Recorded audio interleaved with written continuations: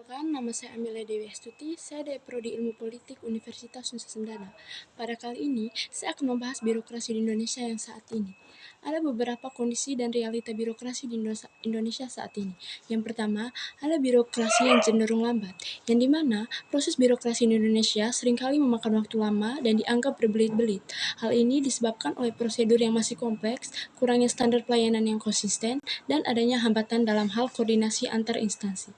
Yang kedua, ada korupsi dan nepotisme, di mana meskipun sudah ada upaya untuk menekan praktik korupsi, korupsi masih menjadi masalah besar di birokrasi Indonesia. Nepotisme atau praktik yang menguntungkan keluarga dan kerabat dalam jabatan publik juga masih ditemukan, terutama di daerah. Hal ini menghambat profesionalisme dan akuntabilitas dalam birokrasi. Dan yang ketiga, kurangnya transparansi dan akuntabilitas. Salah satu masalah yang sering terjadi adalah rendahnya transparansi dalam mengambil keputusan. Selain itu, banyak pejabat publik yang sulit dipertanggungjawabkan atas kinerjanya karena mekanisme evaluasi yang belum memadai. Yang keempat, digitalisasi yang belum optimal. Meskipun pemerintah sudah mulai menerapkan sistem digital dalam berbagai layanan publik, penerapannya masih belum optimal, terutama di daerah yang terpencil. Keterbatasan akses internet, sumber daya manusia yang kurang terampil, dan kurangnya infrastruktur yang menjadi kendala utama dalam digital birokrasi. Yang kelima, reformasi birokrasi yang masih terbatas. Pemerintah terus mendorong reformasi birokrasi untuk menciptakan tata kelola yang lebih baik.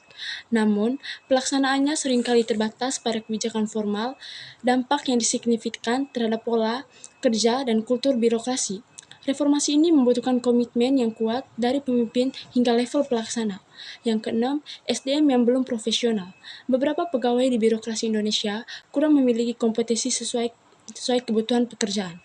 Ada ketidaksesuaian antara jabatan dan kualifikasi yang menyebabkan pekerjaan tidak dapat dilakukan dengan optimal.